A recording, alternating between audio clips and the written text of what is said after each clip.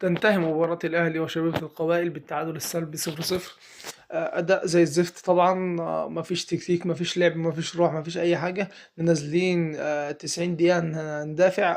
ده النادي الأهلي اللي احنا عارفينه من زمان، ولا ده لعب النادي الأهلي ولا أي حاجة، لا نتيجة ولا أداء ولا أي حاجة. انت نازل تكفر الناس اللي بتسمع الماتش. أنا مش فاهم أنا. شابوه مصطفى شوبير، انا ارفع لك القبعه مليون مره. انت النهارده بسببك بعد ربنا كان ورانا شايلين سكور جامد خالص. انت اصلا الراجل ده يا جدعان ما يقعدش دكه لاي حد، مع احترامي للشناوي اكيد. حد يقول له يا جدعان ان الاهلي مهما كان يا جدعان المنافس بتاعه ما بدافعش.